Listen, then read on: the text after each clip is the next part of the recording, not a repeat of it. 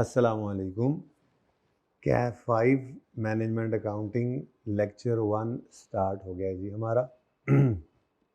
और पेट्रोल बचाने के लिए क्लासेस को ऑनलाइन पे शिफ्ट किया गया हुआ है, लेकिन आप लोगों से गुजारिश ये है कि जो बच्चे कॉलेज के करीब हॉस्टल वाले वॉकिंग डिस्टेंस वाले मौजूद हैं यहाँ पर, वो फिज़िकली क्लास को आके लें। उनके लिए भी फ़ायदा है और क्लास भी ज़्यादा बेहतर हो जाती है।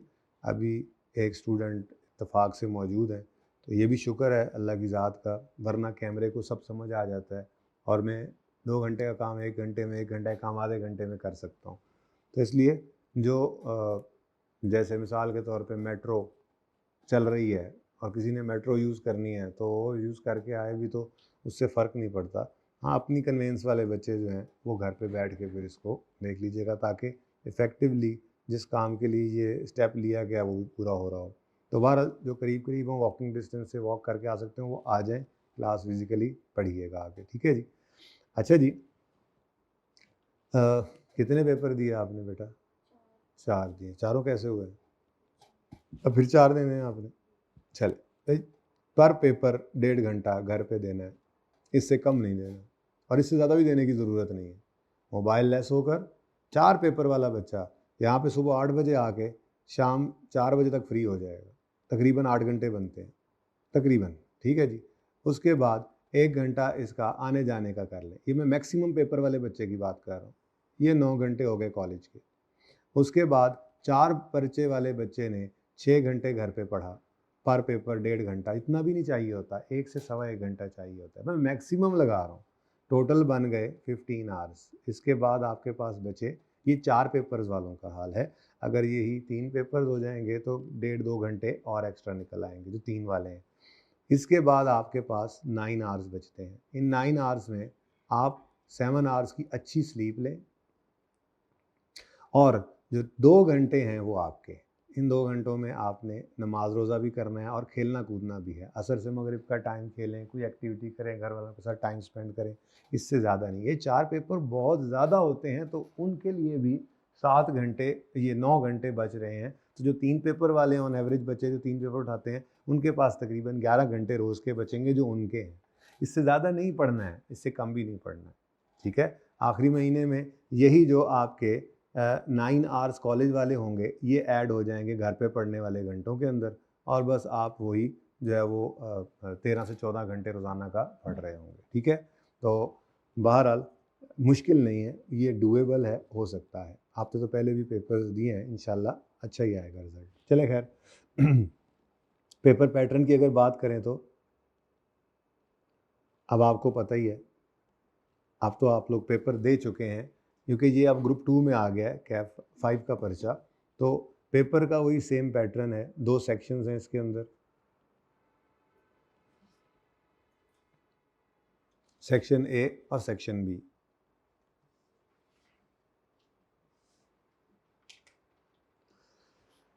अगेन सेक्शन ए के अंदर 6 शॉर्ट क्वेश्चंस होंगे, मैक्सिमम अप टू 10 मार्क्स। हो सकता है कभी कोई सवाल 12 नंबर का भी दे दे, 10-12 नंबर का, ज़रूरी नहीं है, कोई हार्ड एंड फास्ट रूल नहीं, लेकिन नॉर्मली ऐसा ही होता है कि तकरीबन 10 को नंबर तक के सवाल होते हैं इस सेक्शन ए के अंदर। और पिछली अटैम्प्ट से एमसीक्यूज़ भी एमए के पेपर में इंक्लूड हो चुके हुए हैं। तो इन 6 शॉर्ट क्वेश्चंस में से एक क्वेश्चन जो है वो एमसीक्यूज़ का, 10 नंबर के एमसीक्यूज़ होंगे, ठीक है। 1 क्वेश्चन ऑफ एमसीक्यूज़ जिसके मार्क्स होंगे 10, ठीक है जी। और सेक्शन बी के अंदर आपके पास 3 लॉन्ग क्वेश्चंस आएंगे, मैक्सिमम अप टू 20 मार्क्स। ये तकरीबन जो है वो ऑन एवरेज 17-18 नंबर का सवाल इसमें आ जाया करता है। बहरहाल अप टू 20 मार्क्स इसमें से पर्चा आ सकता है, ठीक है जी। और अगेन अराउंड 55 मार्क्स आपके सेक्शन बी में पड़े होंगे, 55 to 60, normally 50 to 55 marks section B में पड़े होते हैं। और 45 के करीब जो है वो मार्क्स सेक्शन ए में पड़े होते हैं। ठीक है जी। MCQs के 10 नंबर अब यहाँ पे भी इंक्लूडेड हैं। तो पेपर पैटर्न तो सेम हो गया जैसे 4 पर्चे आप पहले देकर आए हुए हैं ग्रुप ए के अंदर। ठीक है जी। अच्छा, उसके बाद बात कर लें अगर हम चैलेंजेस की, तो वो चैलेंजेस की तरफ आने से पहले मैं सिलेबस आपको दिखाना चाहूँगा कि सिलेबस की लेंथ भी एक चैलेंज है, लेकिन ये फिर भी इतना बड़ा सिलेबस नहीं है जितना आपने FAR का सिलेबस देखा था। अकाउंटिंग एक आपने पढ़ी है, फाइनेंशियल अकाउंटिंग, अब ये कॉस्ट मैनेजमेंट अकाउंटिंग इसमें पढ़ते हैं। तो कॉर्पोरेट रिपोर्टिंग जो पढ़ेंगे यहाँ पे आप ग्रुप बी में, बिल्कुल उसका लेंथी उसी तरह से सिलेबस है FAR की तरह से, लेकिन ये निस्बतन थोड़ा कम है, हल्का है, लेकिन पर्चा इसका ज़्यादा टेक्निकल होता है।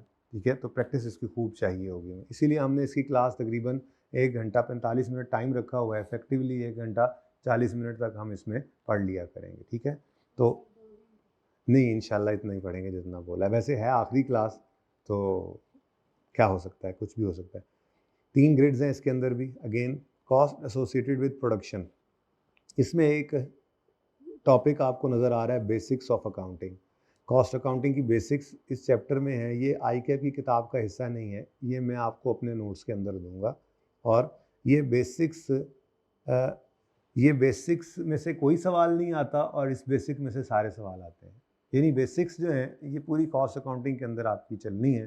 तो ये तकरीबन 5 से 6 लेक्चर्स हम इसके ऊपर लगाएंगे। इसके साथ कोई चैप्टर नंबर मैंने रेफ़र नहीं किया हुआ। ठीक है, फिर बाकी इस ग्रिड के अंदर जिसके वेटेज तकरीबन 35 से 45 यानी 41 नंबर का पेपर नॉर्मली यहाँ से आ रहा होता है। ठीक है, तो वेटेज इसकी 35 से 45 है। इसमें चैप्टर्स इन्वेंट्री वैल्यूएशन का है।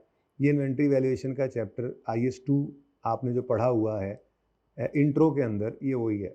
बस इसके अंदर हमारा फोकस जो होता है वो ज़्यादा होता है मैन्युफैक्चरिंग बिजनेस के ऊपर।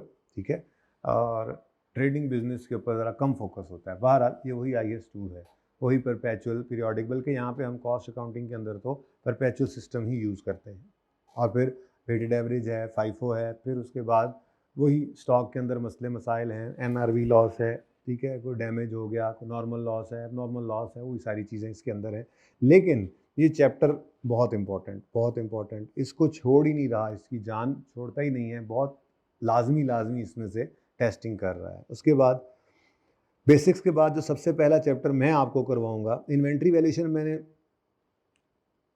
सेकंड लास्ट या लास्ट पे कराता होता हूँ नॉर्मली, लेकिन चूंकि इस सेशन के अंदर चलो एक ईद तो साथ ही आ गई, तो आगे एक ईद आ रही है, तो अगर उस ईद से पहले डिसीजन मेकिंग एक बड़ा पोर्शन होता है वो शुरू हो चुका होगा, तो उससे पहले ख़त्म हो रहा हो तो ठीक है। लेकिन ऐसा होता है ना कभी कि 5-6 दिन बाकी हैं और बीच में फिर छुट्टियां आ रही हैं, तो डिसीजन मेकिंग जैसा चैप्टर या प्रोसेस कॉस्टिंग जैसा चैप्टर या स्टैंडर्ड कॉस्टिंग जैसे जो लंबे चैप्टर्स हैं, उनको आधे में छोड़ने की बजाय ये कहीं ना कहीं फिट हो सकता है, कभी पहले हो जाए तो हो जाए। वैसे मेरी रूटीन है इन्वेंट्री वैल्यूएशन, लेबर कॉस्टिंग में ये सबसे एंड पे कराता हूँ, उसके बाद सिर्फ कॉस्ट फ्लो इन प्रोडक्शन रह जाता है। एनीवेज, हम सबसे पहले चैप्टर बेसिक्स के बाद जो करेंगे वो अकाउंटिंग फॉर ओवरहेड्स करेंगे। तो उसके बाद ABC यानी एक्टिविटी बेस्ड कॉस्टिंग, ये भी इसी के साथ ही हो जाता है। लेबर कॉस्टिंग जैसे मैंने आपको कहा कि ये दोनों टॉपिक्स, बल्कि ये तीनों टॉपिक्स हमारे सबसे आखिरी 3 टॉपिक्स हुआ करते हैं, अनलेस के कोई छुट्टियां ऐसी तरतीब में पड़ें किसी टॉपिक के अंदर कि मुझे इनमें से किसी एक को स्टपनी के तौर पे इस्तेमाल करना पड़ जाए। ठीक है, वरना ये तीनों स्टार्स जो हैं ये सबसे लास्ट में आते हैं, सबसे लास्ट में ये 3 सितारे चमकते हैं। खैर, तो उसके बाद जॉब ऑर्डर कॉस्टिंग, ये दोनों इकट्ठे ही हैं बेसिकली, ये एक ही चैप्टर करके मैं पढ़ाता होता हूँ। ठीक है, हाँ, एक्टिविटी बेस्ड कॉस्टिंग के बाद हम मार्जिनल एब्जॉर्प्शन करेंगे। ठीक है जी, उसके बाद अब ये 35 से 45 नंबर का जो ग्रिड है, इस ग्रिड के अंदर जो टॉपिक्स हैं ज़्यादातर वो कॉपी पेस्ट टाइप टॉपिक्स हैं। ठीक है, और सबसे बड़ा चैलेंज मैं चैलेंजेस में लिखूंगा कॉस्ट के पर्चे के अंदर, इस MA के पर्चे के अंदर जो होता है वो ये होता है, बच्चे को ये समझ नहीं आती कि सवाल शुरू कहाँ से करें। ये सबसे बड़ा चैलेंज है। तो इस चैलेंज को टैकल करने के लिए जो हमारी अप्रोच होगी वो वही होगी जैसे आप लोगों ने FAR के अंदर देखा था, जिन बच्चों ने मेरे साथ पढ़ा, हम वहाँ पे फॉर्मेट्स बना लेते थे, हर टॉपिक करने का एक तरीका। तो यहाँ पर भी ज़बरदस्ती करके मैं हर टॉपिक के अंदर एक फॉर्मेट रखूँगा और हर सवाल को जो है वो उसी एक तरीके से करेंगे। इससे ये होगा कि मैक्सिमम पॉसिबल चीज़ें जो हैं वो आपको 70% तक सवाल आपका सही होने के काबिल हो जाएगा। आपको ये मसला नहीं होगा टॉपिक आइडेंटिफाई हो जाने के बाद कि पर्चे में सवाल शुरू कहाँ से करना है। ठीक है, खैर आगे चल के बात करते हैं चैलेंजेस के अंदर। लेकिन ये जो ग्रिड है, इस ग्रिड के अंदर मोस्टली जो पर्चा होता है वो कॉपी पेस्ट टाइप होता है। ठीक है, उसके बाद जो अगली ग्रिड है 20 से 30 नंबर की, ये ग्रिड बहुत इंपॉर्टेंट और बहुत कीमती ग्रिड है। आपको एफएआर के अंदर एक ग्रिड, ये मैं एफएआर का आपको रेफरेंस इसलिए दे रहा हूँ क्योंकि मैंने ग्रुप ए के अंदर आपको वो पर्चा पढ़ाया हुआ है और आप वो पर्चा पढ़ के इधर आए हुए हैं, तो थोड़ा बहुत रेफर इसलिए कर रहा हूँ। ठीक है, एफएआर के अंदर आपको एक ग्रिड मिली होगी जिसके अंदर 3 टॉपिक्स थे, स्टेटमेंट एंड इक्विटी, IAS 8 और कैश फ्लो। 20 से 30 नंबर की वो ग्रिड थी। अभी सुबह क्लास के अंदर मैंने बच्चों को बताया, वो ऐसी ज़बरदस्त ग्रिड थी कि उसमें 3 टॉपिक्स थे और तकरीबन 20 नंबर का पर्चा था। अगर आप गौर करें, वैसे ही मैं आज ज़रा अगर मैं बात करूं, सुबह बच्चों को मैं जो बता रहा था, तो पर्चे के अंदर बच्चों को यही ट्रेंड देखने को जो मिला, ये देखिए, ये वो ग्रिड है 20 से 30 नंबर की और इसमें से 21 नंबर आए थे और इसके कुछ MCQs भी ऊपर उसने पूछे हुए थे, तो मिला जुला के कुछ 25 नंबर का पर्चा इसमें से आया। अमेजिंगली इसमें से उसने इन दोनों को मिलाकर एक सवाल जब मैंने एक्सपेक्टेशन जो कही थी वैसे ही लग रहा था और 6 नंबर का कैश फ्लो का सवाल पूछा। तो ये एक ऐसी ग्रिड थी जो आसान भी थी, थोड़ी थी और मार्क्स काफ़ी थे। बिल्कुल ऐसी ही एक ग्रिड आपको यहाँ पर भी मिली हुई है, यानी ये भी पास कराने वाली ग्रिड हुई समझो। इसके अंदर टोटल आपके मैं कहूँगा 3 टॉपिक्स हैं।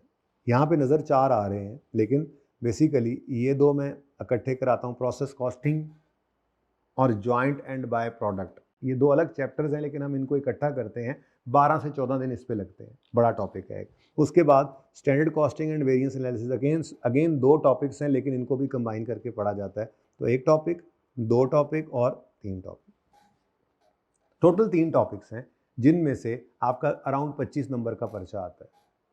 और अगेन टारगेट कॉस्टिंग मैंने आपको मार्जिनल अब्जॉर्प्शन के बाद करा देना है। ठीक है, यानी कि हम ओवरहेड्स करेंगे, फिर हम एक्टिविटी बेस्ड करेंगे, फिर हम मार्जिनल अब्जॉर्प्शन करके टारगेट कॉस्टिंग कर लेंगे। ठीक हो गया, उसके बाद फिर हम मूव कर जाते होते हैं। असल में target costing is like decision making ही है ये भी। तो डिसीजन मेकिंग की बुनियाद में ज़रा टारगेट कॉस्टिंग करा देता हूँ और फिर हम डिसीजन मेकिंग की तरफ मूव कर जाते हैं। और डिसीजन मेकिंग एक बड़ा पोर्शन 30 से 40 नंबर का ये पोर्शन, ये बच्चों को सबसे ज़्यादा टेक्निकल लगता है, इसमें बच्चों को सबसे ज़्यादा परेशानी होती है। इसके अंदर टोटल 4 चैप्टर्स हैं, 4 टॉपिक्स हैं। Decision making techniques, short term decision making, इसके अंदर आगे 4 पोर्शन हैं। जब पहुँचेंगे तो इसको पढ़ेंगे। रेलेवेंट कॉस्टिंग बुनियादी, यानी डिसीजन मेकिंग के अंदर सबसे बुनियादी चैप्टर है, सबसे पहले मैं यही चैप्टर करवाया करता हूँ।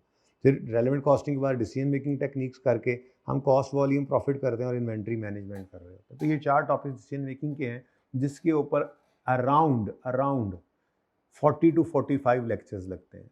ठीक है, अब ये हम एंड पे नहीं रखते होते, क्योंकि इसमें बच्चे को प्रॉब्लम्स आती हैं, तो मैं नॉर्मली ऐसी जो चीज़ें जिनमें प्रॉब्लम्स आनी हो वो मैं बच्चों को जल्दी कराता हूँ। बिल्कुल स्टार्ट में वैसे नहीं करा सकते, क्योंकि इसकी बुनियाद के अंदर आपका ये मटेरियल, लेबर, ओवरहेड्स वगैरह होने चाहिए, तब इसकी बुनियाद पड़ रही होती है। तो हमारी तरतीब आपको अब समझ आ गई। हम FOH करेंगे, बेसिक्स के बाद एक्टिविटी बेस्ड FOH का ही टॉप पार्ट है, मार्जिनल अब्जॉर्प्शन करके टारगेट कॉस्टिंग करके, ये तकरीबन को 30 को लेक्चर्स का सामान है। उसके बाद हम मूव कर जाएंगे डिसीजन मेकिंग, और हम डिसीजन मेकिंग को कोशिश करेंगे बड़ी से पहले जाहिर सी बात है, टाइम है, उसमें हम कर लेंगे होपफुली। इसके अंदर अप्रैल और मई के टाइम के अंदर हम ये वाली ग्रेड कर चुके होंगे। उसके बाद एंड पे बचेगा ये 2 टॉपिक्स।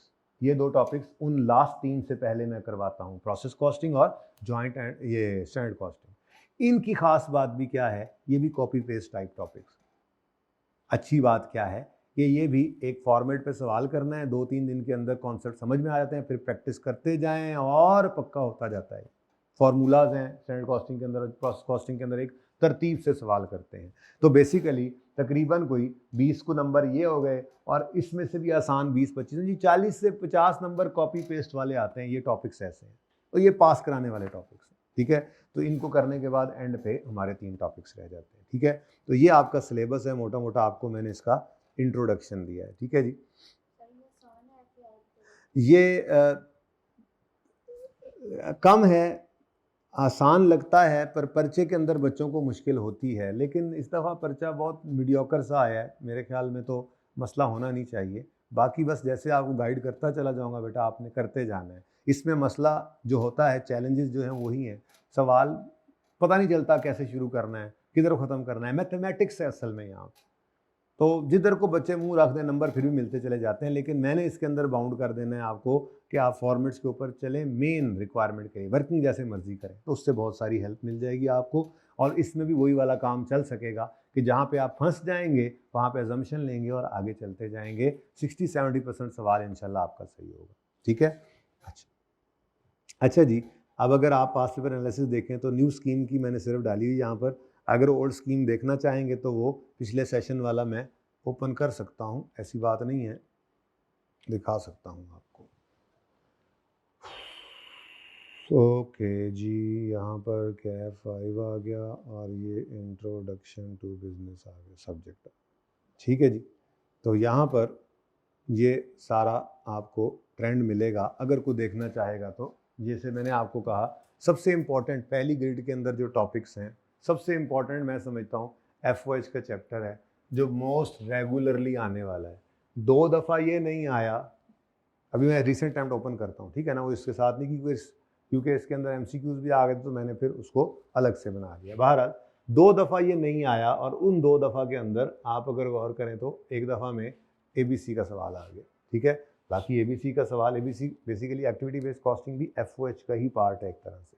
ये 2 तरह की अप्रोचेज हैं। ट्रेडिशनल अप्रोच FOH के चैप्टर में हम पढ़ते हैं, और ये एक नई अप्रोच है FOH की, एब्जॉर्प्शन की, डिस्ट्रीब्यूशन की। ठीक है, तो ये सबसे इंपॉर्टेंट पोर्शन मैं समझता हूँ ये FOH का है, जो हम बेसिक्स की बात कर रहे होंगे। उसके बाद जैसे मैंने आपको कहा, इन्वेंट्री वैल्यूएशन भी कमाल ही कर रहा है। इन्वेंट्री वैल्यूएशन के अंदर 1 2 3 4 5 6 7 8 और 9th अटैम्प्ट मैंने अलग रखी हुई है न्यू स्कीम के अंदर। असल में बस से MCQs बदले, बाकी इसका सिलेबस नहीं बदला था। ठीक है, एनीवेज, तो इन 9 अटैम्प्ट्स के अंदर ये 3 अटैम्प्ट्स में सिर्फ नहीं आया, वरना ये 6 दफ़ा आ चुका हुआ है। तो ये सेकंड नंबर पे मैं समझता हूँ इन्वेंट्री वैल्यूएशन इसके अंदर इंपॉर्टेंट है।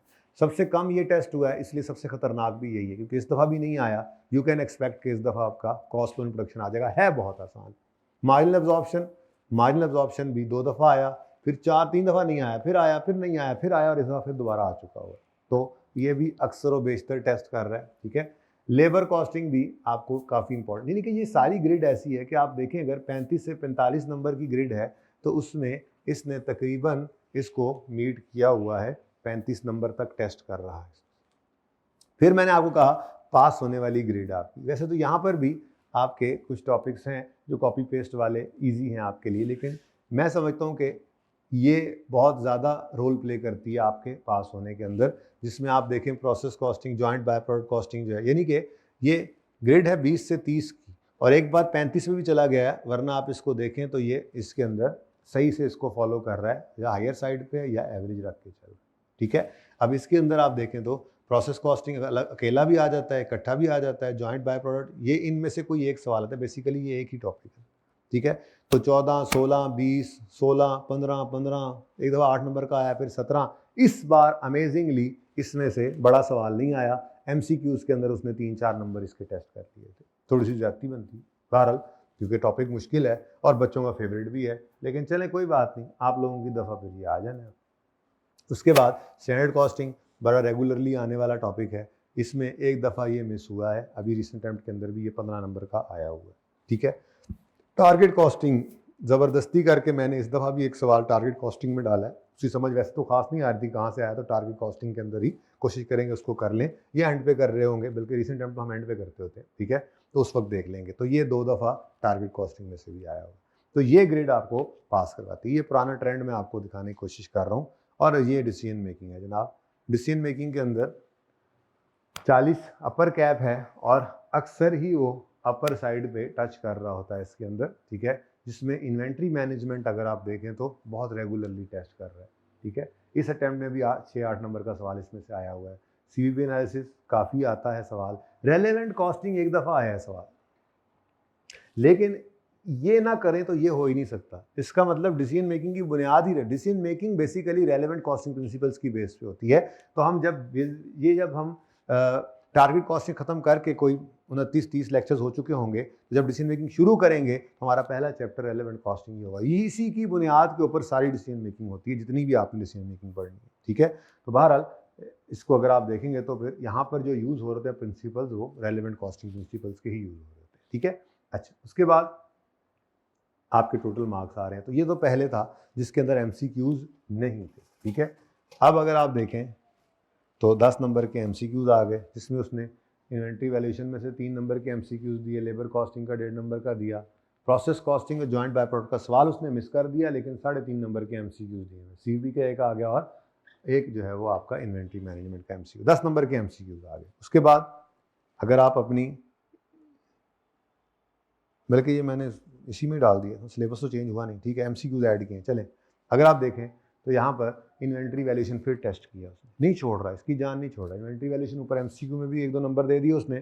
कितने नंबर थे? 1 नंबर था आई थिंक, नहीं 3 नंबर, और यहाँ पर 9 नंबर, तो 12 नंबर फिर उसने टेस्ट कर लिया। इन्वेंट्री है वही IS2, करेंगे एंड पे जाके इंशाल्लाह, क्योंकि ये तब कर सकते हैं हम जब बाकी सारी कॉस्ट पढ़ ली हो अच्छे तरीके से। कर तो भी सकते हैं, कर तो यहीं से मैं स्टार्ट करा दें, इन्वेंट्री मैनेजमेंट से स्टार्ट, इन्वेंट्री वैल्यूएशन स्टार्ट करा देता हूँ। IS2 पढ़ा हुआ है, लेकिन थोड़ा सा मुश्किल होगी इसको करने में, और एंड पे करेंगे तो बिल्कुल आसानी से होता चला जाएगा। तो मेरा अपना एक ऑर्डर है जो मैंने आपको बताया।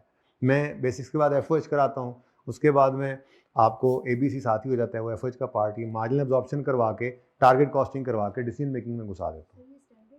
ये स्टैंडर्ड कोई नहीं है, कॉस्ट पूरी के अंदर कोई स्टैंडर्ड नहीं है, ये बुजुर्गों की बातें हैं, बस उसकी बुनियाद के ऊपर हमने ये प्रैक्टिसेस हैं, इसको करना, ये तो मसला है। स्टैंडर्ड हो तो फिर तो मसले ही कोई नहीं, ठीक है जी। खैर, तो डिसीजन मेकिंग में हम चले जाते हैं 40-45 दिन, उसके लगाने के बाद जैसे डिसीजन मेकिंग खत्म होती है, फिर प्रोसेस कॉस्टिंग करते हैं, फिर स्टैंडर्ड कॉस्टिंग करते हैं, और एंड पे वो 3 टॉपिक्स जो बचाए होते हैं वो मैं करवाता हूँ। ये मेरी तरतीब मैं आपको बताई, ठीक है। अच्छा, अब अगेन 35 से 45 नंबर इस दफ़ा थोड़ी शॉर्टर साइड पे आया, लेकिन अगर आप नंबर्स देखेंगे तो यहाँ पर भी तो नंबर इसी के ही हैं, ये 3 नंबर और ये 1.5 नंबर, 4.5 नंबर इसके अंदर से MCQs में भी उसने डाल दिए। तो अगर 4.5 नंबर इसमें ऐड कर दें तो ये अपनी ग्रिड के अंदर फॉल कर रहा है, क्योंकि अब उसने MCQs भी डाल दिए, तो इसने अपनी ग्रिड को फॉलो किया है। ओवरहेड का सवाल दोबारा आया हुआ है, ABC नहीं आया, लेबर कॉस्टिंग इस दफ़ा नाम से करके नहीं आया। ये देखें, ये ज़्यादा खतरनाक चैप्टर होते हैं जो कि बहुत अरसे से टेस्ट नहीं हुए हुए, ज़्यादा खतरनाक होते हैं, आसान बहुत है। एंड पे, सबसे एंड पे ये टॉपिक करना है, सबसे आखिर में ये टॉपिक करना है, सबसे आखिर में, और सबसे आसान यही है, क्योंकि ये सारी कॉस्ट का निचोड़ होता है एक तरह से, ठीक है। लेकिन आ जाए तो मौजें होंगी, क्योंकि हमने तो छोड़ना नहीं है। उसके बाद मार्जिनल एब्जॉर्प्शन दोबारा से उसने टेस्ट किया, फिर सरप्राइज था थोड़ा सा, ठीक है। एनीवेज, आप ये देख सकते हैं कि मोस्ट इंपॉर्टेंट टॉपिक्स तो ये नंबर 1 पे हैं, उसके बाद नंबर 2 पे लेबर कॉस्टिंग और मार्जिनल एब्जॉर्प्शन कॉस्टिंग आ रहा है। बाकी छोड़ना तो हमने कुछ भी नहीं होता, लेकिन ये हॉट फेवरेट है उसके। कॉस्ट लो एंड प्रोडक्शन के अंदर, अगर कॉस्ट लो के अंदर अगर आप आएँ तो उसने अगेन यहाँ पर 15 नंबर स्टैंडर्ड कॉस्टिंग में से पूछा। एक सवाल को मैंने ज़बरदस्ती टारगेट कॉस्टिंग में ही फॉल कराया है, समझ कोई खास नहीं आ रही थी, टारगेट कॉस्टिंग के अंदर डाल सकते थे उसको, जब देखेंगे सवाल तो देखेंगे उसके अंदर कि मैंने इसको क्यों कहा। लेकिन बड़ा सवाल उसने इस दफ़ा मिस किया बड़े अरसे बाद। हालांकि आप देखें कोई अटैम्प्ट इनसे मिस नहीं है, या ये है या ये है या ये है या ये है या ये है। तो यहाँ पर एक्सपेक्टेशन थी कि जॉइंट बाय प्रोडक्ट में से सवाल देगा, लेकिन ऑल टुगेदर मिस कर गया, तो कुछ नहीं हो सकता। 25 नंबर इसने यहाँ पर डाले, लोअर साइड पे नहीं रहा, मिड में आ गया ये, और MCQs इसके अलावा हैं, ठीक है। उसके बाद डिसीजन मेकिंग के अंदर अगेन उसने अपनी ग्रिड को मीट किया है। इन्वेंट्री मैनेजमेंट का सवाल हमेशा की तरह से फिर आ गया। CV भी बड़े रेगुलरली टेस्ट करने लग गया है उसने, कोई अब छुट्टी नहीं की CV में, पिछली 4 अटैम्प्ट से ये भी आया है आपके पास। रेलेवेंट कॉस्टिंग प्रिंसिपल्स अगेन खाली ही चल रहा है, और डिसीजन मेकिंग का फिर 18 नंबर का सवाल आया हुआ है, ठीक है, सही है जी। चले अब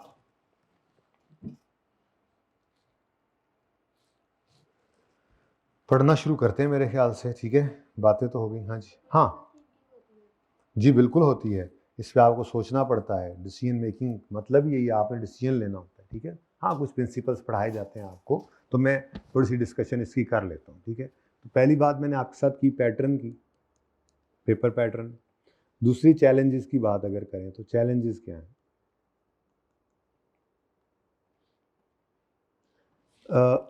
लेंथ ऑफ सिलेबस बहरहाल एक चैलेंज है, यानी कि अगर हमने इसीलिए इसको थोड़ा सा टाइम ज़्यादा रखा हुआ है, यानी कि आप अगर 1.25 घंटा भी पढ़ें, कोशिश करें, पढ़ाया जाता है 1.25 घंटे में भी, हो सकता है, लेकिन थोड़ा टाइट हो जाता है, तो इसीलिए हमने इसको 1 घंटा 30-40 मिनट पे रख लिया। तो लेंथ ऑफ सिलेबस में को टैकल करने का फिर भी तरीका क्या है, हमारा ज़्यादा फोकस जो है वो इम्पॉर्टेंट एरियाज पे होगा।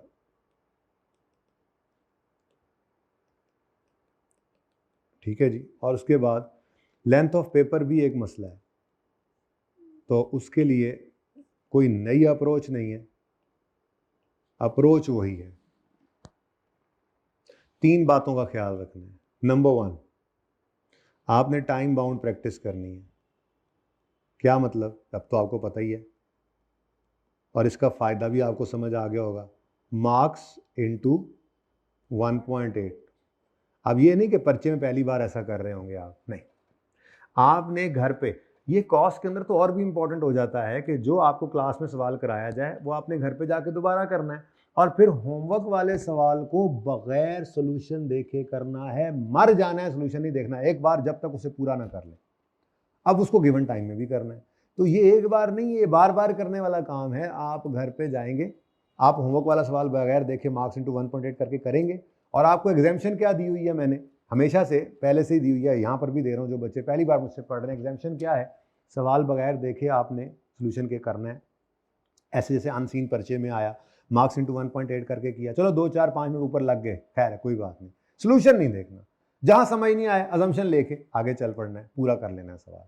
फिर उसके बाद सोल्यूशन देखना है, तो अगर तो सोल्यूशन 70 to 80% सही है तो फिर दोबारा सवाल करने की ज़रूरत नहीं, और अगर इससे कम सही है, 60% है, 50% है, फिर दोबारा करें। दोबारा करने का मतलब आप सवाल याद कर रहे हैं। सवाल नहीं याद करना, हमने रूल्स को याद करना है, कॉन्सेप्ट्स को याद करना है, क्योंकि 100 सवाल करके जाएंगे पर्चे में, 101वां आएगा, लेकिन वो 101वां सवाल 100 से ही मिलकर बना होता है। अब तो आप तजर्बाकार हैं, ग्रुप 1 देकर आए हुए हैं, आपको पता है इस बात का, ठीक है। तो मार्क्स इंटू 1.8 बहुत ज़रूरी है। उसके बाद दूसरी चीज़, do not refer solution until solved, until question is solved। ठीक है जी, बिल्कुल सॉल्यूशन को नहीं देखना, बिल्कुल सॉल्यूशन को नहीं देखना, ठीक है। और तीसरी चीज़, जैसे मैं हमेशा से आपको कहता आया हूँ, एटलीस्ट रीड करें सवाल को 2 to 3 टाइम्स। कॉस्ट में कभी कभी 3 दफ़ा भी पढ़ना पड़ जाता है, 2 दफ़ा तो मस्ट है ना समझ आए सही से, तीसरी बार पढ़ो, कोई टाइम ज़ाया नहीं होता। अब मैं आसान हूँ ये बातें करने में आपके लिए, आपको ये बातें कर रहा हूँ ना, मुझे आसानी महसूस हो रही है, क्योंकि अब आप इस तजर्बे से गुजर के आए हैं, और जिन्होंने इन चीज़ों को फॉलो किया था अपने पढ़ने के ज़माने में और पर्चे के अंदर, वो इंशाल्लाह रिजल्ट भी देख लेंगे। रिजल्ट से पहले ही बच्चे को पर्चे से निकल के पता होता है कि मैंने क्या गुल खिलाए हैं और मेरा क्या हाल होगा रिजल्ट के दिन, तो पता होता है बच्चे को, सबसे ज़्यादा पता बच्चे को ही होता है। तो खैर, read 2 to 3 times question, read question 2 to 3 times, at least 2 to 3 times.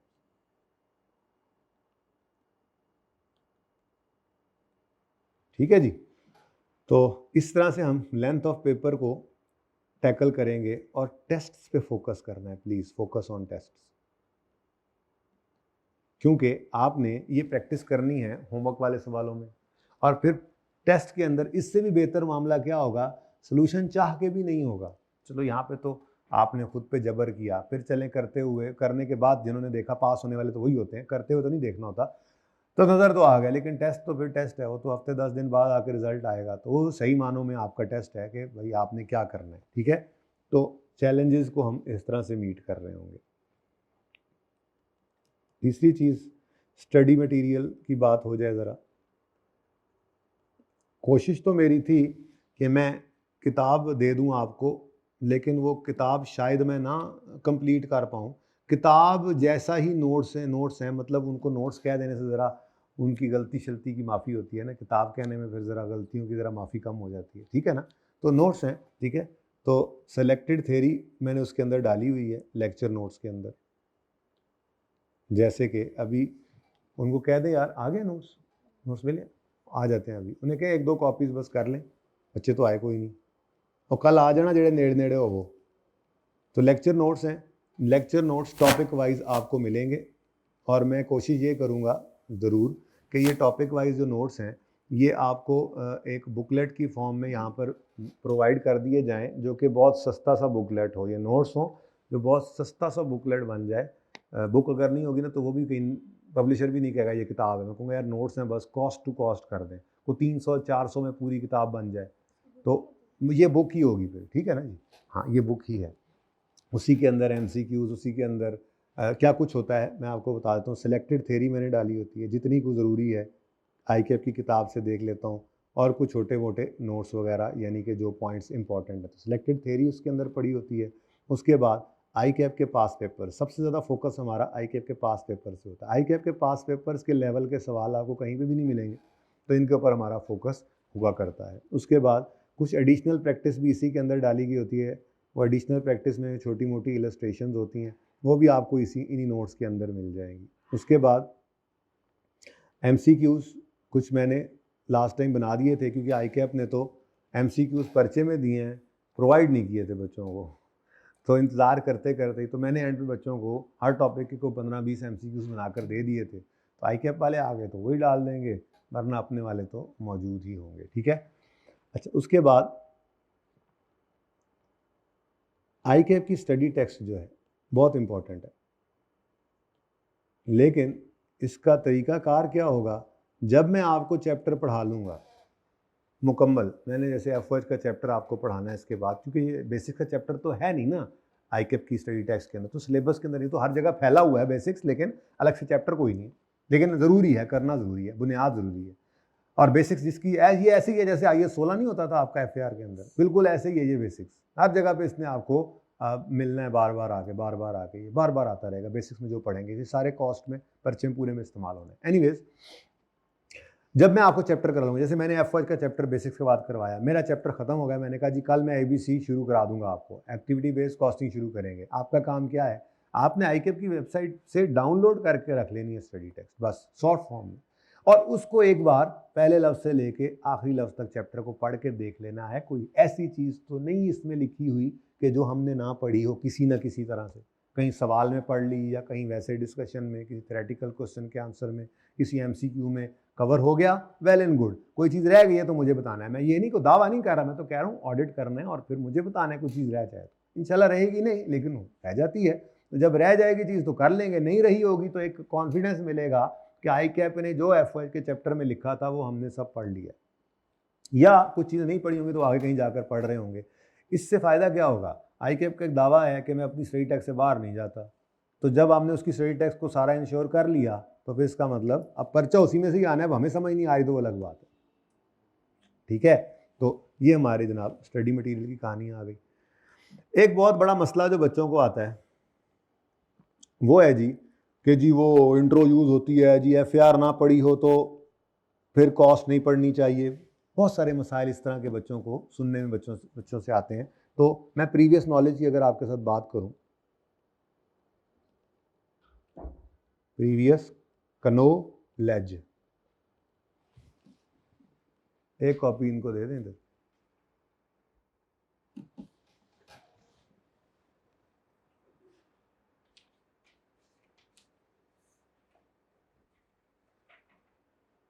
ठीक है, अच्छा जी।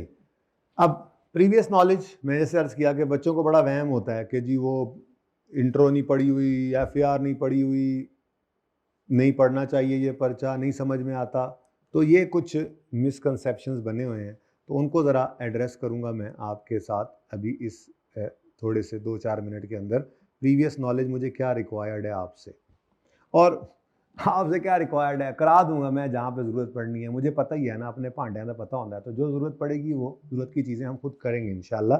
बहरहाल जो प्रीवियस नॉलेज मुझे चाहिए QM से वो क्या है,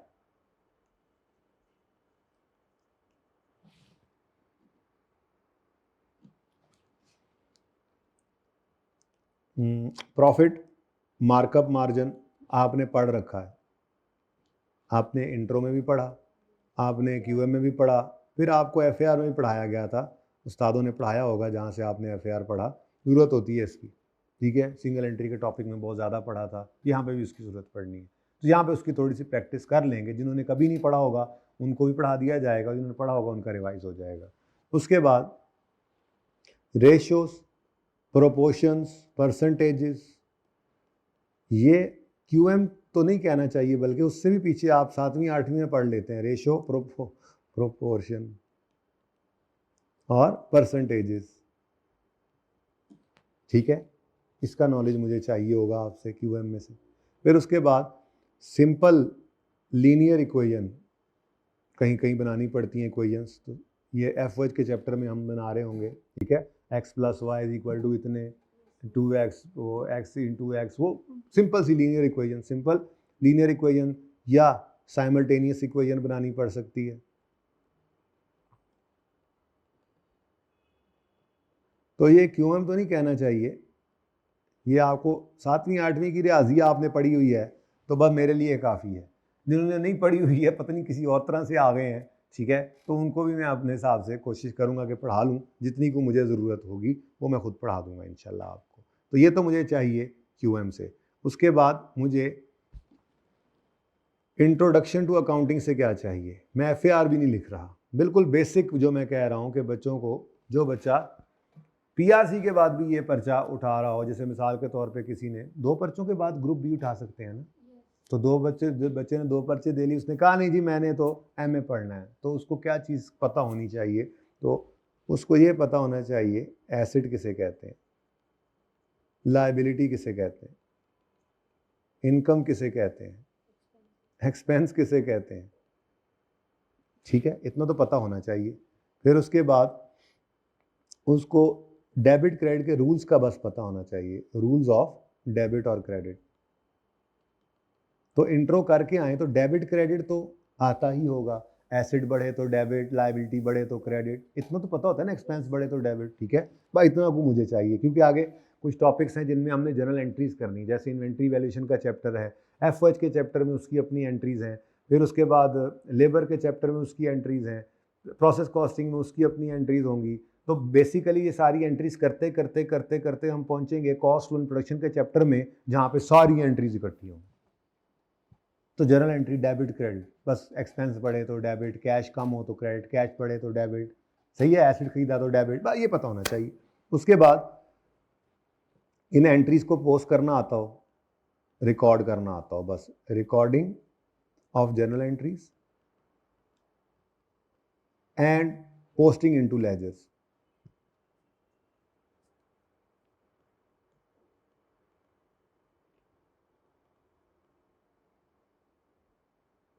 ठीक है जी, बस ये प्रीवियस नॉलेज मुझे चाहिए, नथिंग एल्स। सही है भाई, कितनी देर की होगी recording? Oh my God. Number 5, इस टॉपिक का, इस पेपर का बेसिकली पर्पस क्या है, ये पता हो ना तो बड़ा आसान हो जाता है कि हाँ इसका पर्पस क्या है।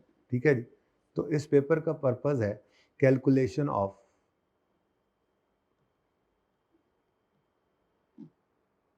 Product cost per unit.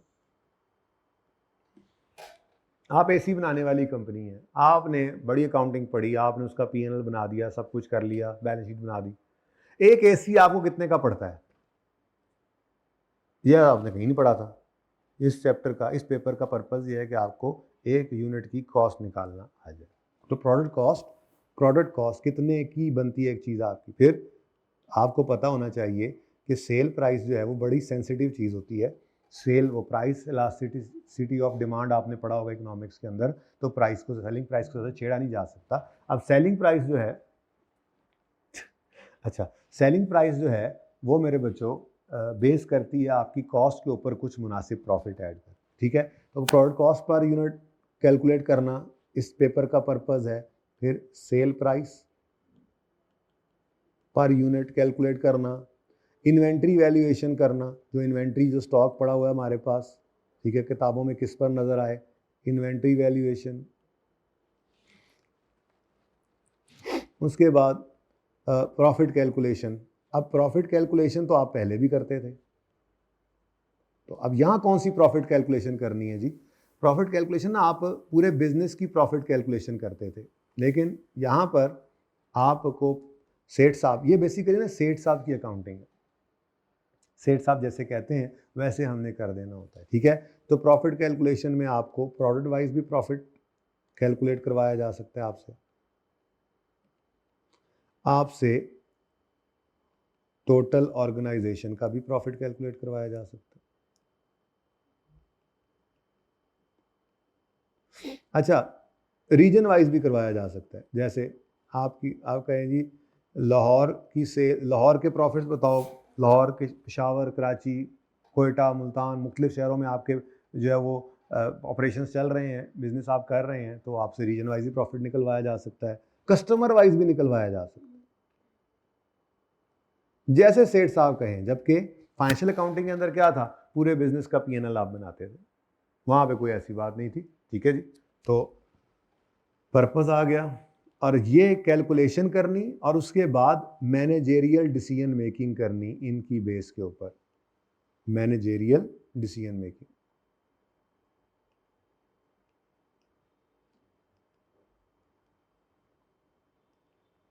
पहली क्लास मैंने ज़रा जज्बाती होकर पढ़ा ली थी, लेकिन चले शुक्र है इसकी पहली क्लास में ज़्यादा काम बैठने वाला ही था, तो ये जनाब इसका पर्पस भी हमारे सामने आ गया।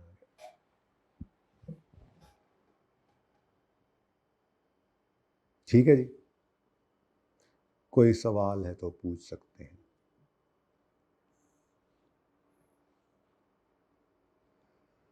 एक बच्चे एक ये सवाल पूछ सकते हैं, बच्चा ही है क्या? बंदा पूछे उस बच्चे ਨੂੰ ਤੁਸੀਂ क्यों आए हो, फिर शुक्र है आ गए, वरना आमिर भाई को तो सब समझ आती है ना। आमिर भाई, कई साल से आमिर भाई पढ़ रहे हैं जी, बहुत अच्छी बात है, बस आपने आ जाना है, बस फ्यूल नहीं यूज़ करना, पैदल चल के आ जाना है, ठीक है ना, ओके। ताकि जिस मकसद के लिए उन्होंने किया वो तो पूरा हो ना, तो फिर आप ऑनलाइन पढ़ें।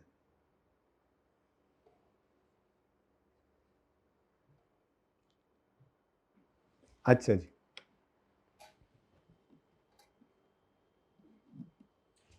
हाँ जी, कोई मसला? चलें जी, फिर अब पढ़ाई शुरू करते हैं। इंट्रोडक्शन आपको पता ही है, हमारा जो हुआ करता है वो पढ़ाई ही हुआ करता है।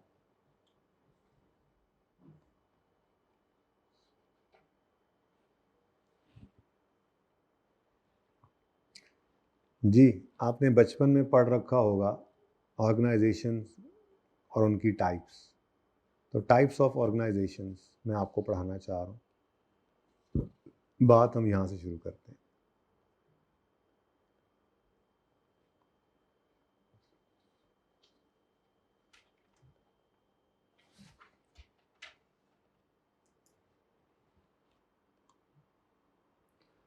जी बच्चों, बचपन में आपने पढ़ा 3 तरह की ऑर्गेनाइजेशंस होती हैं मेनली। एक ट्रेडिंग, ये with respect to business activities हैं, ठीक है। तो ट्रेडिंग ऑर्गेनाइजेशंस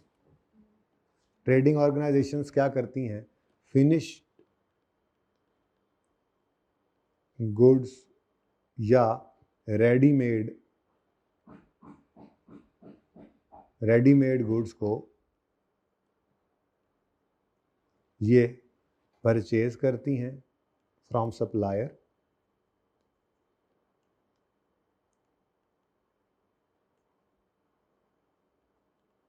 और इनको सेल कर देती हैं कस्टमर्स को।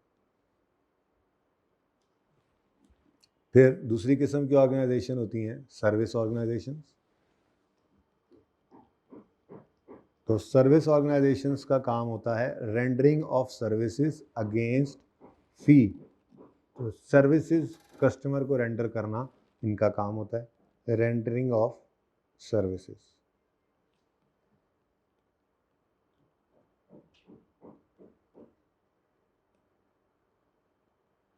और तीसरी तरह की ऑर्गेनाइजेशन जो आपको इस पर्चे में बहुत ज़्यादा देखने को मिलेंगी वो होती हैं मैन्युफैक्चरिंग ऑर्गेनाइजेशन।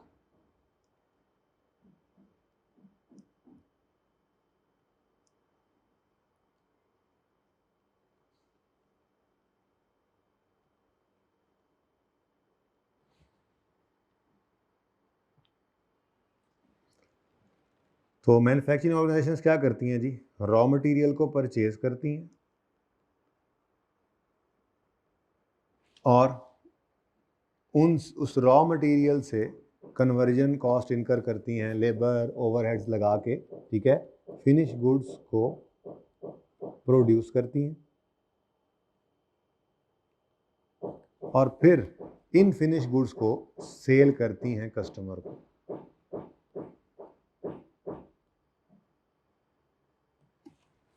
ठीक है जी, तो ये 3 तरह की ऑर्गेनाइजेशंस हैं जो आपको देखने को मिलेंगी। ठीक है जी।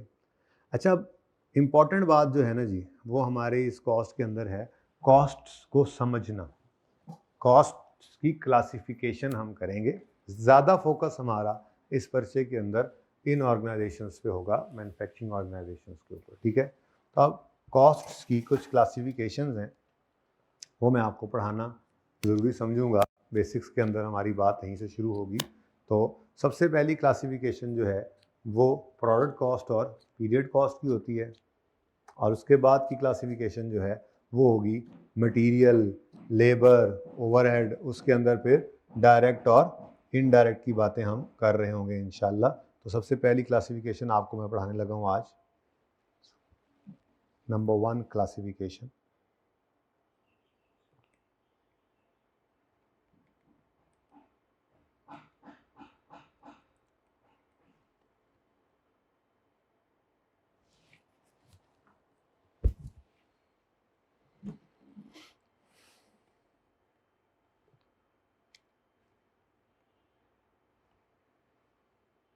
प्रोडक्ट कॉस्ट और period cost.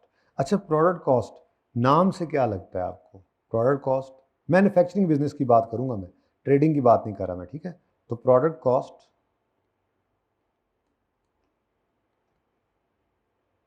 In a manufacturing business,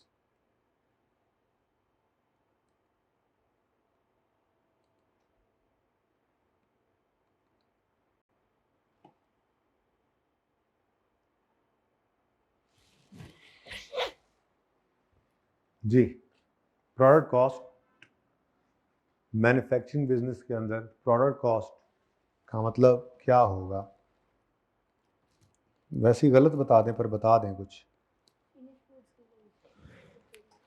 जी बिल्कुल, ये वो कॉस्ट्स हैं जो किसी भी गुड को मैन्युफैक्चर करने के लिए फैक्ट्री में इनकर होती हैं। अगर मैं इसको ज़रा आसान अल्फाज में बताना चाहूँ तो ये क्या है? Product cost in manufacturing business are those costs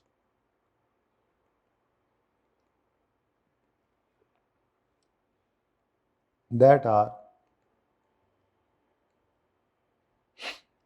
incurred in manufacturing a product in factory।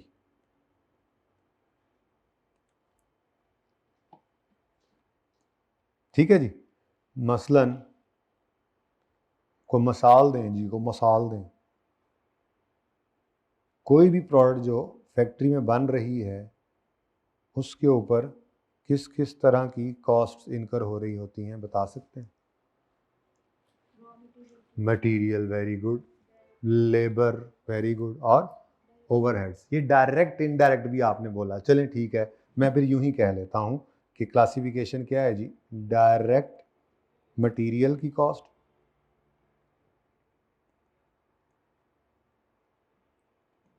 फिर डायरेक्ट लेबर कॉस्ट,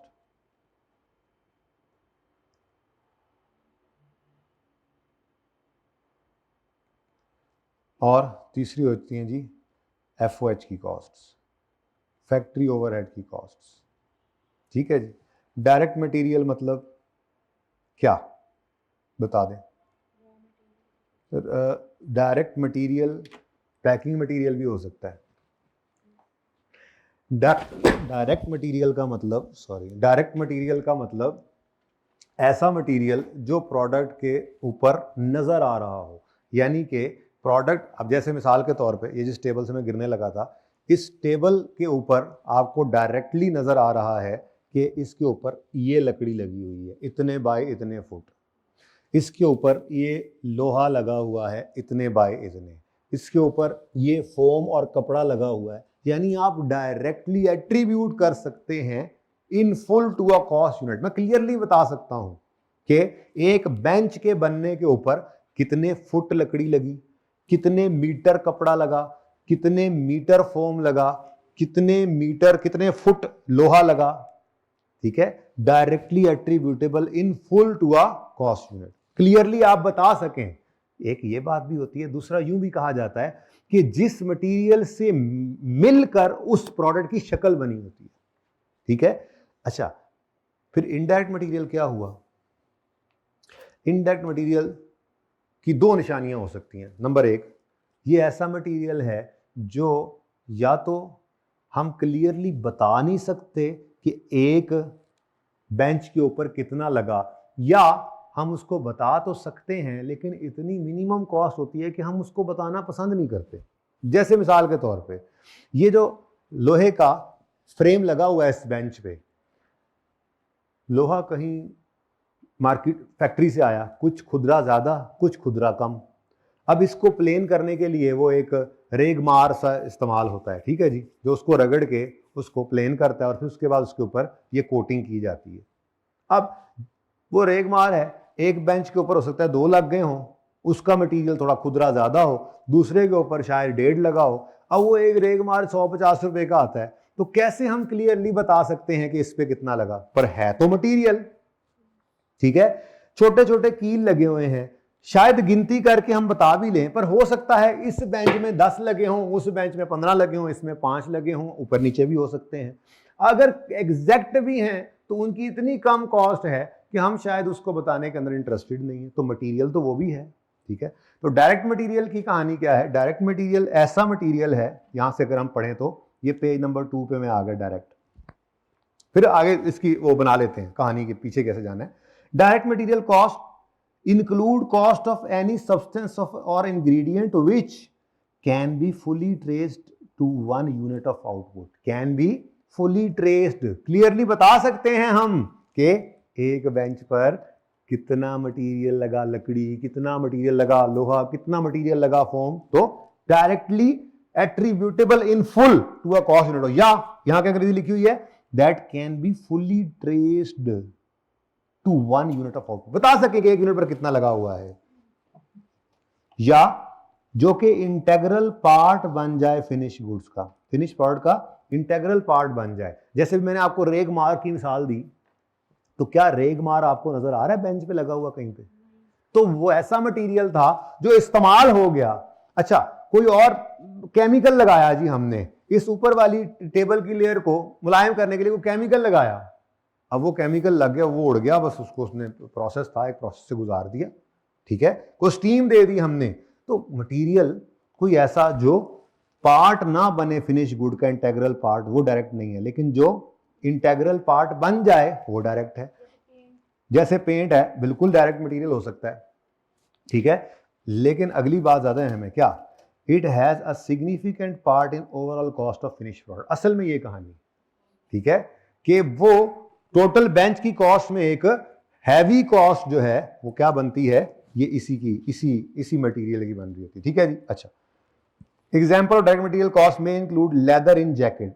अब जैकेट के अंदर लेदर क्या है? मेन मटेरियल है, बल्कि वही तो उसकी शक्ल को बना रहा है और मेन कॉस्ट भी वही है, ठीक है। तो डायरेक्टली ट्रेस भी कर सकते हैं, एक जैकेट पे इतने मीटर लेदर लगा हुआ है, अंदर इतने मीटर कपड़ा लगा हुआ है, एक जैकेट पर इतने रुपए का लेदर लगा हुआ है, ठीक है, और वो इंटेग्रल पार्ट बना हुआ इस प्रोडक्ट का। तो leather in jacket, cloth in shirt, would in table etcetera, जिसे मैं गिनने लगा था, ठीक है जी। भाई उनको ये कहना है कि यहां पे कुछ जरा सेटिंग कर दें, हैं कहते मैं रोज डिग क्या करना है। अच्छा,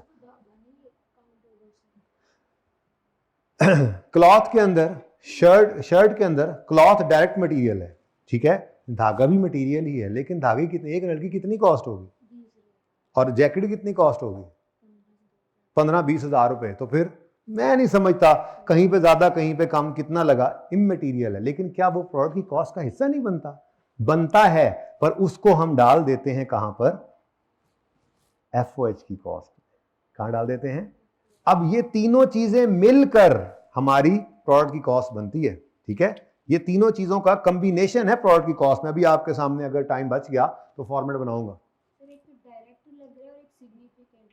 डायरेक्ट भी लग रहा है, डायरेक्ट नजर भी आ रहा है, सिग्निफिकेंट कॉस्ट है, ठीक है। डायरेक्टली ट्रेस हो सकता है, जो डायरेक्टली ट्रेस नहीं हो सकता, या ट्रेस तो हो सकता है लेकिन हम कहते हैं यार इतना इमटेरियल है क्या करना है इसको, ट्रेस हो सकता हो फिर भी कभी कभी हम छोड़ देते हैं उसको छोटा मोटा ऐसी मटेरियल कह के, तो वो इनडायरेक्ट में डाल देते हैं, क्योंकि अल्टीमेटली इन तीनों ने मिलकर टोटल प्रोडक्ट कॉस्ट बनानी है, ठीक है। अब इसको मैं यूं लिख देता हूं कि all other costs,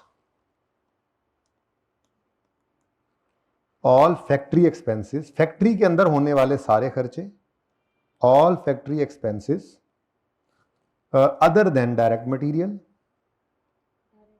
and direct, other than direct material and direct labour are called factory overhead cost. For example indirect material, ऐसे ही अभी थोड़ी देर में बताऊंगा इनडायरेक्ट लेबर, ऐसे ही मिसाल के तौर पे फैक्ट्री का रेंट,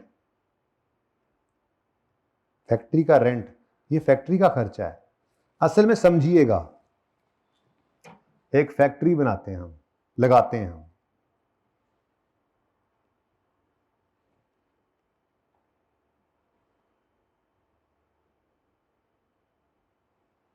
ये नाम हमारी फैक्ट्री है, और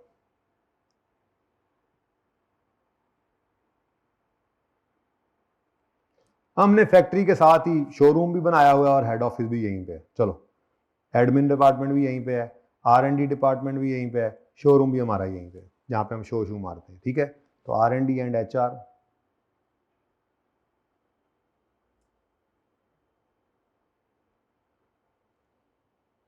एडमिन एंड अकाउंट्स, जहाँ पे आप लोग बैठे होंगे, एडमिन एंड अकाउंट्स, और जहाँ पे आपने शो मारनी है वो वाला रूम, ठीक है। और उसके बाद यहाँ पर आ गई आपकी ये फैक्ट्री, यहाँ पे आप चीज़ें बनाते हैं और बनाकर यहीं से दरवाज़ा खोलते हैं शोरूम के अंदर, गाड़ियाँ बना रहे हैं लेट से, यहाँ पे शोरूम में गाड़ियाँ सजा देते हैं, ग्राहक यहाँ से आके खरीद के ले जाते हैं, ठीक है। फैक्ट्री के अंदर के खर्चे प्रोडक्ट कॉस्ट, और इससे बाहर के खर्चे ये पीरियड कॉस्ट, इतनी सी बात। चले, अब मैं ये कह रहा था कि फैक्ट्री के अंदर आपका रॉ मटेरियल का स्टोर होगा, यहाँ से रॉ मटेरियल निकलेगा और निकल के इस्तेमाल होगा। उसके बाद आपकी यहाँ पर जो है ये मशीनें लगी हुई हैं, ठीक है जी। आप यहाँ पर मिसाल के तौर पे ये आपका असेंबली डिपार्टमेंट है लेट से, ये आपका फिनिशिंग डिपार्टमेंट है, ये भी आपका स्टार्टिंग डिपार्टमेंट है, ठीक है जी। अब रॉ मटेरियल इस्तेमाल होगा गाड़ियां बनाने में, ठीक है। जो रॉ मटेरियल डायरेक्टली ट्रेस हो सके, मसलन गाड़ी के ऊपर क्या लगता है आजकल, टीन डब्बा लगता है, शान बुरा लगता है, शीशा होगा, मटेरियल होगा, टायर होगा, मटेरियल है, ये सारे मटेरियल हैं जो डायरेक्टली एट्रीब्यूट हो सके in full to a cost unit और सिग्निफिकेंट भी हो, डायरेक्ट कह देंगे।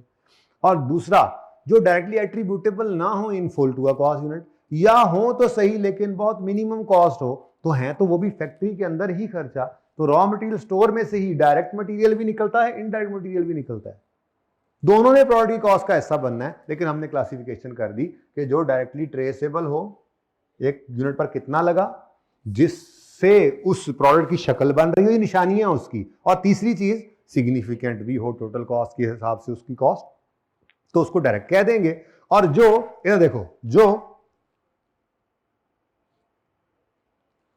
जो ऐसे खर्चे हों जो कि डायरेक्ट मटेरियल और डायरेक्ट लेबर के अलावा हैं, मसलन glue, lubricants, oils, grease, tape, welding rods, cutting blades, screws, gloves, cleaning supplies, nails, drills, bits, तो ये हैं तो फैक्ट्री का ही खर्चा, प्रोडक्ट की कॉस्ट का हिस्सा बनना है, लेकिन इसको हम FOH में डाल देंगे, ये डायरेक्ट मटेरियल का हिस्सा नहीं बनाएंगे, ठीक है, सही है। अच्छा, उसके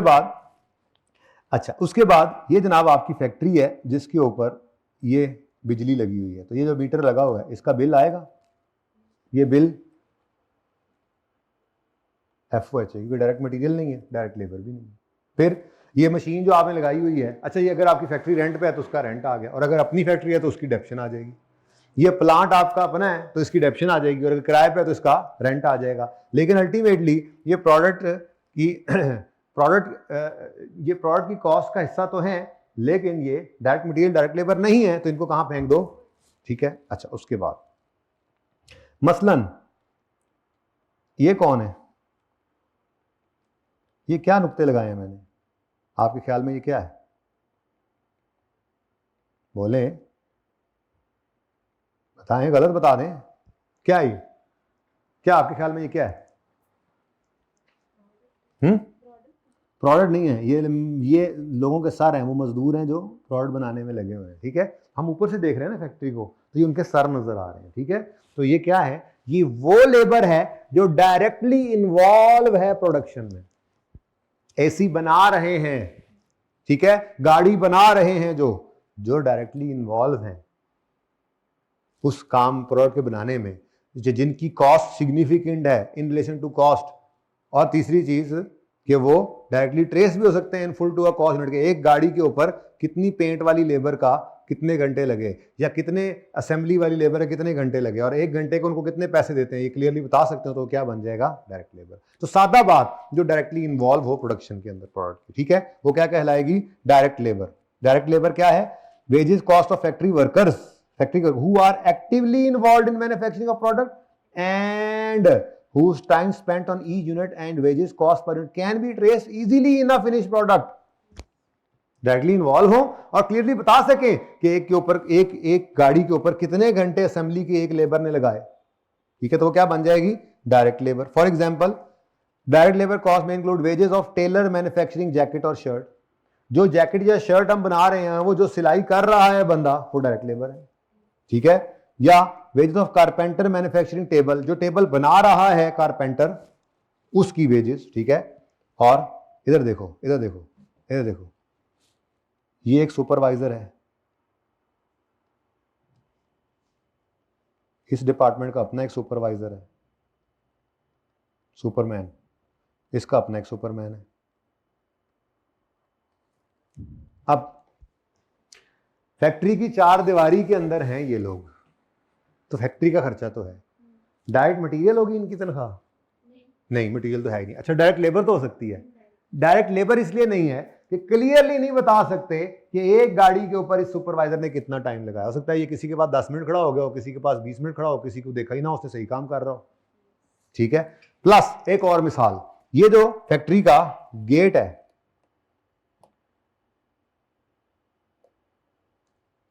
इस तरफ गेट लगाते हैं, ये गेट है फैक्ट्री का, ठीक है जी, और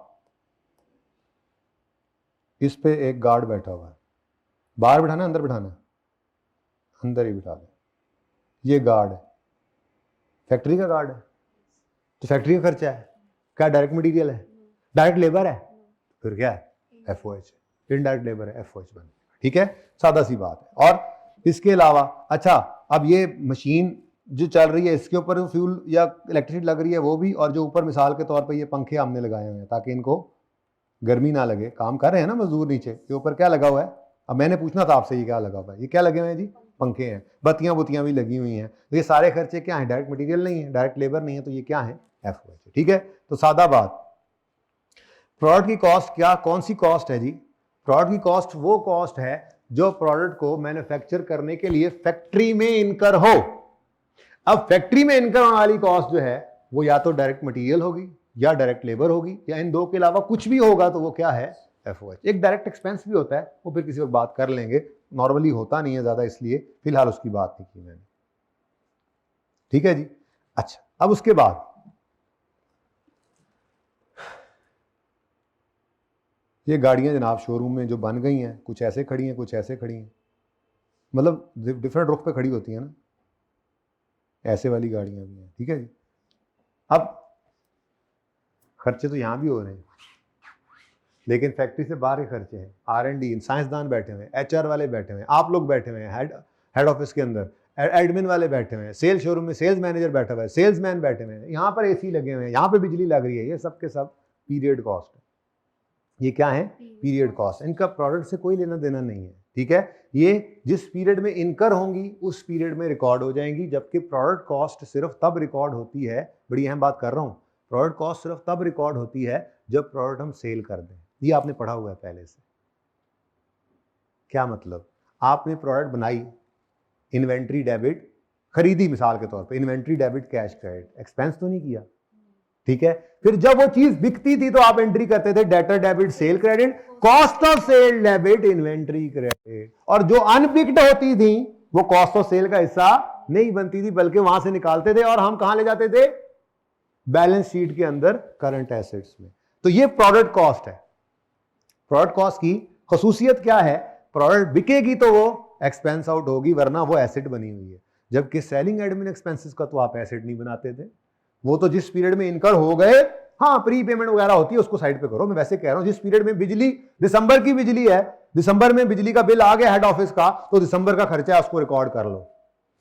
चाहे दिसंबर में जो चीजें बनी हैं वो बेच पाए या नहीं बेच पाए हैं, एडमिन एक्सपेंस ने आगे नहीं कैरी फॉरवर्ड होना, एडमिन एक्सपेंस तो पीरियड कॉस्ट है, वो चार्ज हो जाती है। ये बात समझ आई? थोड़ी भी, वो बाद में फिर बाकी भी समझ आ जाएगी, ठीक है। तो बहरहाल प्रोडक्ट कॉस्ट, सादा बात, वो कॉस्ट है जो प्रोडक्ट का हिस्सा बनेगी। प्रोडक्ट की कॉस्ट जो उसको मैन्युफैक्चर करने के लिए फैक्ट्री के अंदर इनकर हुई, वो मटेरियल, डायरेक्ट मटेरियल हो सकता है, डायरेक्ट लेबर हो सकती है, या एफओएच। ये दो नहीं है तो फिर क्या है, एफओएच, ठीक है। और दूसरी कौन सी क्लासिफिकेशन है जी, पीरियड कॉस्ट।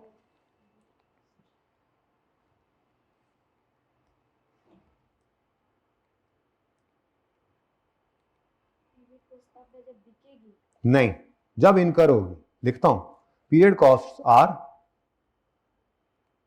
पहली बात तो ये है कि प्रोडक्ट के साथ, मैन्युफैक्चरिंग ऑफ प्रोडक्ट के साथ ये नहीं एसोसिएटेड होती, इसका कोई ताल्लुक नहीं है प्रोडक्शन के साथ। इसका ताल्लुक, आप हेड ऑफिस में बैठे हैं, आप अकाउंट्स मैनेजर हैं, फाइनेंस मैनेजर हैं, मुझे बताएं, आपकी फैक्ट्री के अंदर 10 गाड़ियां बने या 50 गाड़ियां बने, आपकी तनख्वाह तो वही मंथली रहनी है कि नहीं? तो पीरियड कॉस्ट, ठीक है, इससे कोई ताल्लुक नहीं है प्रोडक्शन से, मैन्युफैक्चरिंग से। तो period cost are not associated with manufacturing of product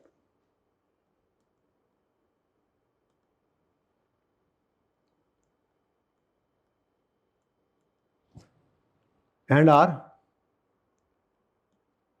matched with revenue of a particular period.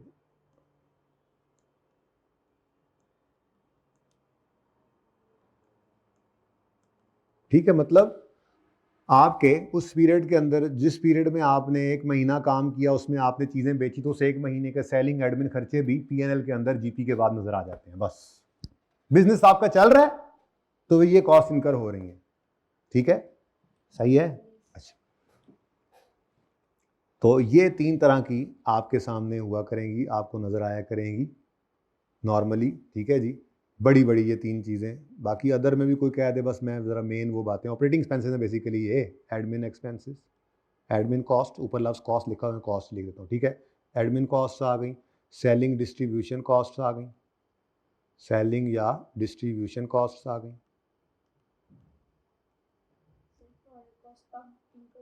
ठहर जाना एक मिनट, मैं लिखते लाऊं कुड़िए। उसके बाद फाइनेंस कॉस्ट, ले अब पूछें जी, क्या पूछ रही हैं? प्रोडक्ट कॉस्ट इनकर तो हो जाती है जब वो बनती है, लेकिन क्वेश्चन ये है क्या वो पीएनएल में चार्ज हो जाती है? नहीं, जब प्रोडक्ट बनती है तो हम उसकी एंट्री करते हैं इन्वेंट्री डेबिट, कैश या वर्क इन प्रोसेस। अगर खरीद के लाए तो कैश क्रेडिट, और खुद बनाइए तो वर्क इन प्रोसेस अकाउंट में जाकर सीखेंगे, ठीक है। तो प्रोडक्ट कॉस्ट देखो ना, बड़ी सादा सी बात है कि आपकी जो चीज़ें अनबिक्ड होती हैं, कॉस्ट ऑफ सेल में से माइनस करके आप उसको बैलेंस शीट में नहीं ले जाते। क्यों माइनस करते हैं उसको, कॉस्ट ऑफ सेल का हिस्सा क्यों नहीं बनाते? क्योंकि वो भी चीज़ें बिकी ही नहीं है। ये खसूसियत सिर्फ पीरियड कॉस्ट में, ये प्रोडक्ट कॉस्ट के अंदर है कि वो अगले पीरियड में मूव कर सकती है, वो पीरियड की मोहताज नहीं है, इसीलिए तो उसका नाम प्रोडक्ट कॉस्ट है। प्रोडक्ट के साथ जुड़ी हुई है, प्रोडक्ट अगर बिक गई है तो वो कॉस्ट ऑफ सेल में पड़ी होगी, और अगर प्रोडक्ट अनबिक्ड है तो वो स्टॉक में पड़ी होगी, इन्वेंट्री में पड़ी होगी।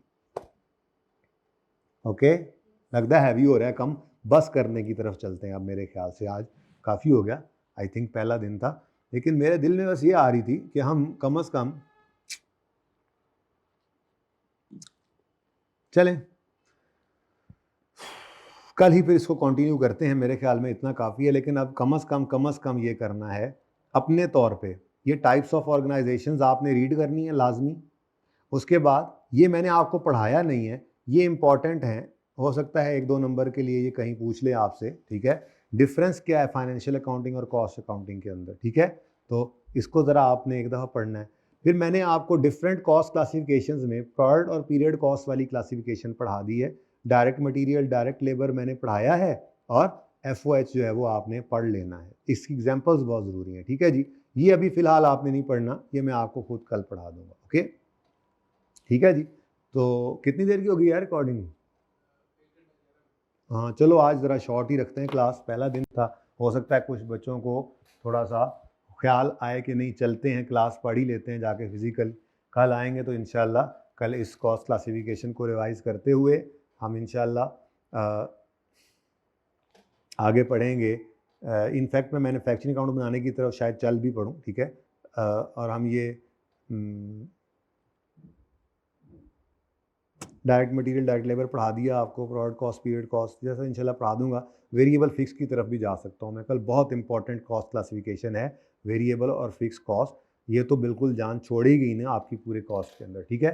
तो आज के लिए इतना ही जी, ज़िंदगी अगर रही तो कल मुलाकात होगी। आपने बस ये पढ़ के आना है जो मैंने आपको पढ़ाया है, ठीक है जी। अल्लाह हाफिज़। एक मिनट, जब मैं अल्लाह हाफिज़ कर दूँ तो सवाल नहीं करना होता, पहले सवाल करो, उनको लगेगा सवाल कोई हो गया। बोलो प्रोडक्ट कॉस्ट। प्रोडक्ट कॉस्ट का मतलब है ये 100 यूनिट्स मैंने बनाए, इंटू 10 रुपये का एक बना, तो टोटल मेरी प्रोडक्ट कॉस्ट कितनी आ गई? 1000। अब इस 1000 की चीज़ में से मैंने 800 रुपये की चीज़ें बेच दी, तो कॉस्ट ऑफ सेल में 800 रुपये कॉस्ट बन जाएगी, लेकिन 200 रुपये आपका क्लोजिंग स्टॉक में पड़ा होगा।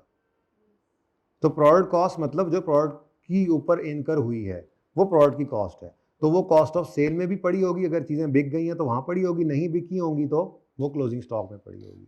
तो क्लोजिंग स्टॉक में पड़ी है तो अगले साल ओपनिंग स्टॉक बन के वहाँ एक्सपेंस बनेगी ना, यानी वो किसी पीरियड की मोहताज नहीं है, प्रोडक्ट की सेल की मोहताज है, ठीक है। सही है जी। 4 बजे कहा था आपको मैंने। आमिर ने क्यों फ़ोन किया आपको? अच्छा जी, ठीक है। अब मैं अल्लाह हाफिज़ करूँ तो उसके बाद ही सवाल करना, ठीक है। ठीक है जी, अल्लाह हाफिज़।